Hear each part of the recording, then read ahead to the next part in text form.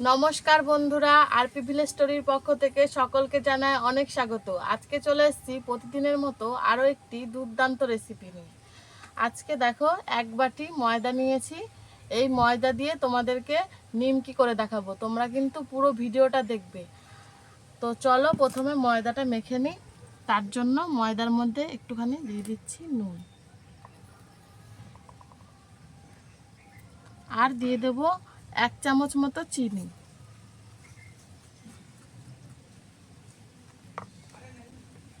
এবার ময়দাটাকে ময়ান দেব। তার জন্য এই ময়দার মধ্যে দিয়ে দিচ্ছি সাদা তেল। আমি যেরকম হাতে হাতে মাপ করে দিচ্ছি, তোমরাও এইভাবেই দেবে। তারপরে খুব ভালোভাবে ময়দার সাথে সাদা তেলটাকে মেখে নিতে হবে।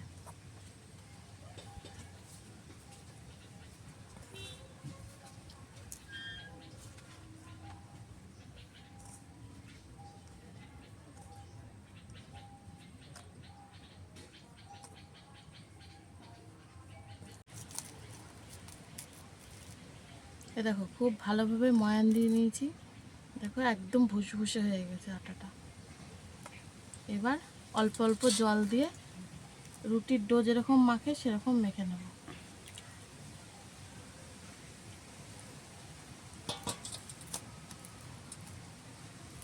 আমি কিন্তু এর মধ্যে কোনো জোয়ান বা কালো জিরে কিছুই দিইনি, তোমরা চাইলে কিন্তু দিতে পারো।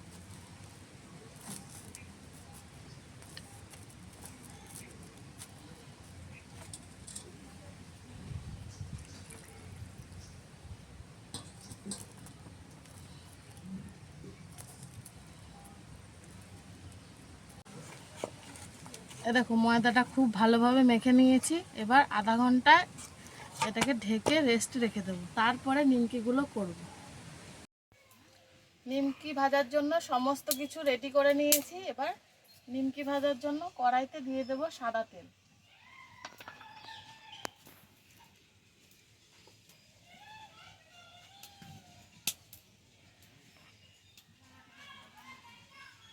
তেলটা ওইদিকে গরম হতে থাক, ততক্ষণে এই ময়দাটাকে আমি আরেকবার ভালোভাবে মেখে নিমকিগুলো বানিয়ে নেব।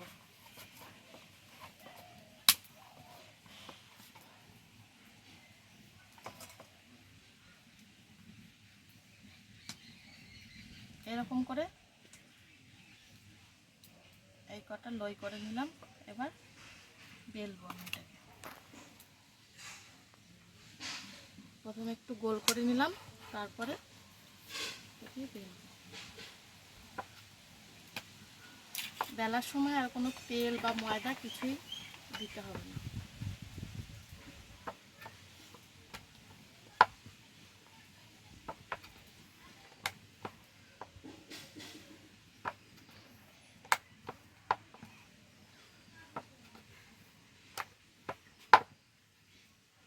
এ দেখো, মোটা করে একটা রুটি বেলে নিলাম।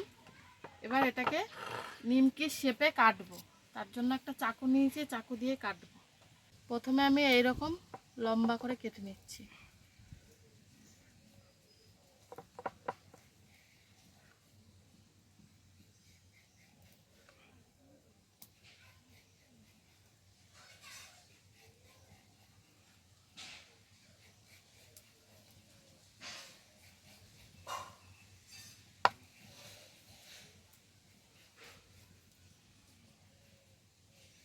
এই দেখো, এরকম লম্বা করে কেটে নিলাম। এবার একটুখানি ঘুরিয়ে নিলাম, তারপরে এইভাবে তেরসা করে কাটবো।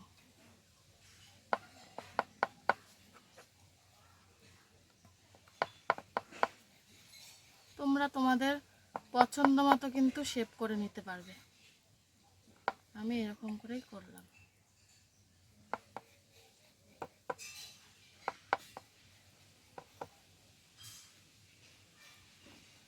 দেখতে পাচ্ছ?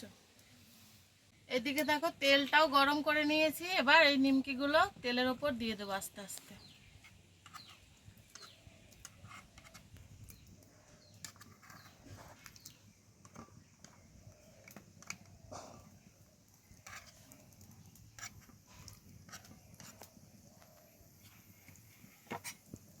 এবার এটা আস্তে আস্তে ভাজা হবে।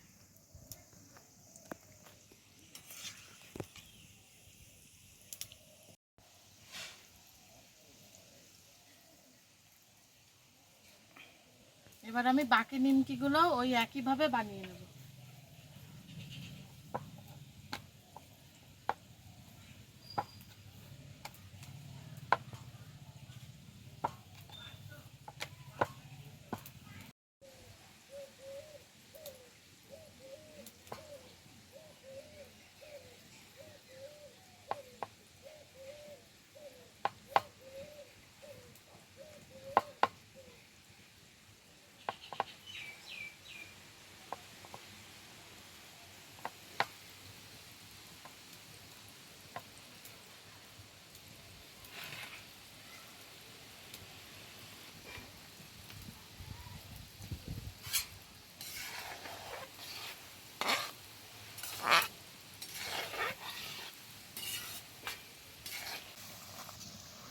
এই দেখো এই নিমকিগুলো খুব ভালোভাবে ভেজে নিয়েছি, এবার নামিয়ে নেব।